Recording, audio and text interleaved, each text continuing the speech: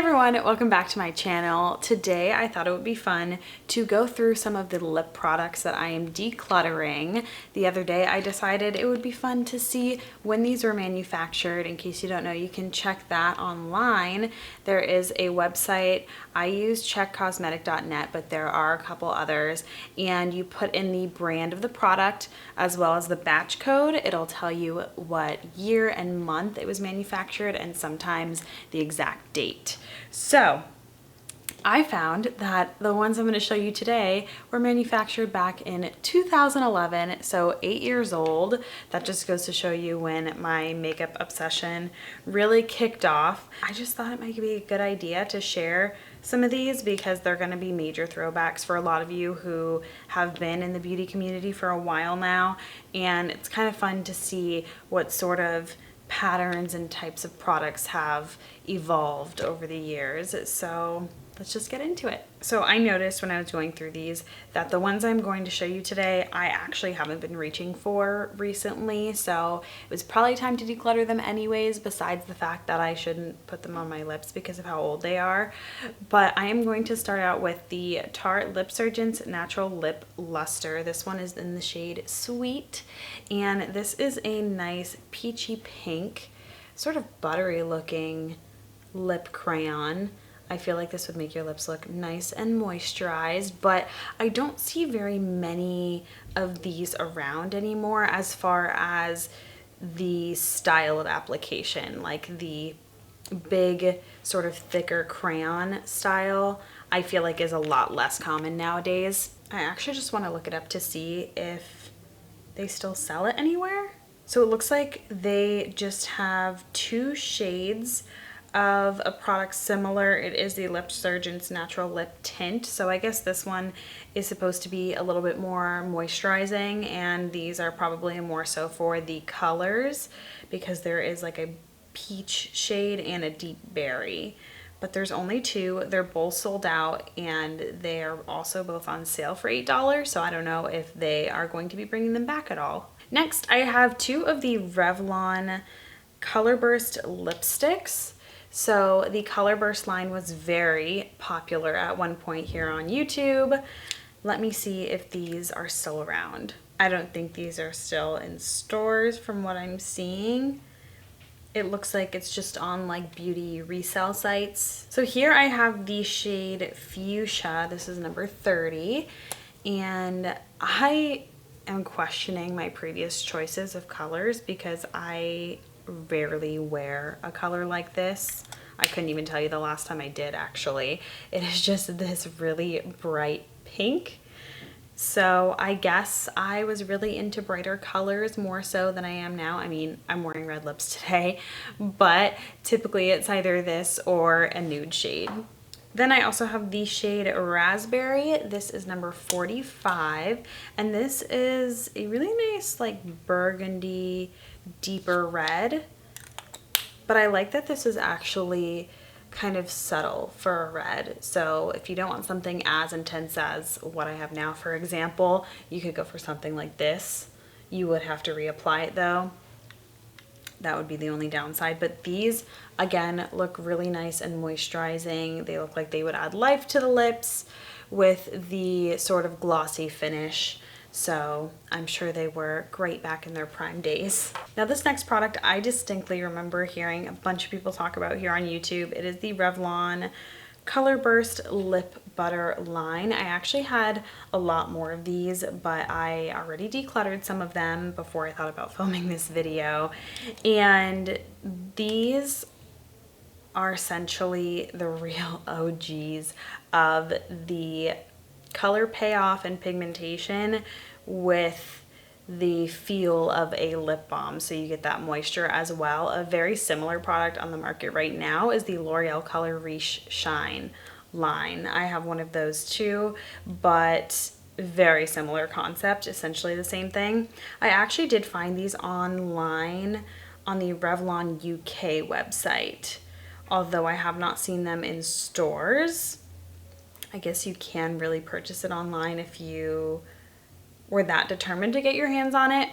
I have 3 shades here, so we'll start out with number 35, which is Candy Apple. This is a nice bright red, but similar to the other lipstick, it's a little bit sheer because it is meant to be a balmy type of formula. So you can tell right there that it's very glossy looking, gives you that shine, but it's not completely opaque. This one is Lollipop number 75, and again, a really bright pink similar to that fuchsia shade, but it does look a little bit more shiny. I guess I just bought similar shades as well. Again, I think I was really into the brights for the most part back in the day, but the pink brights I definitely don't wear that much anymore. Then I have Creme Brulee number 95. We finally have a nude shade, but I think that this is like too nude for my liking. It doesn't have enough of a either like pink or mauve-y tone for me to really want to wear something like that. I think it could be pretty if you're putting it like in the center of the lip over a deeper lip shade, kind of give the lip some dimension, but on its own, again, not a shade that I would wear nowadays. So now moving on to lip glosses. I have 2 of the Revlon Color Burst lip glosses. Surprise, surprise, we have more Revlon products, and we also have more products from the Color Burst line. I guess this was one of my favorite brands at the time, I'm assuming. And this first one is the shade Strawberry, a really pretty color for the summertime actually. And it has nice color payoff, as you can tell. It seems like there is like a pink reflective shimmer in the tube. It doesn't look super obvious on the swatch though, which is good. I would prefer something where you might be able to see the shimmer but not feel it so much on the lips. That can be bothersome after a while. The next shade I have here is Hot Pink, and same thing where I can see some shimmer in the tube. This is what it looks like swatched here. So it could layer really nicely on top of the other pinks that we have. They're pretty much the same shade. I don't know why I wanted no diversity in my collection back in the day. Now next up I have some of the Tarte Showstopper Dazzling Lip Glosses. So there are 3 here. We have the shade Dazzling Nectar. So this one is the most peachy one, but these are very sheer. So you cannot really tell that there is a color to them unless you really layer it up. That is how it came out. I mean, you can see a tint of color, but it's very subtle. Ooh, it has a really pretty gold reflect though, I will give it that.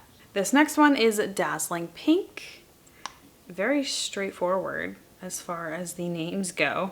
So Dazzling Pink is right there. I just layered it up a couple of times.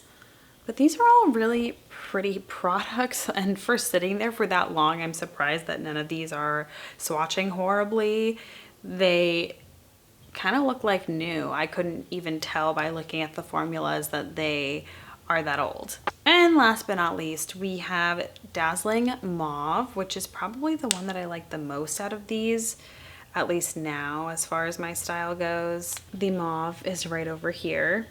Swatched it in the worst spot possible, but it's fine.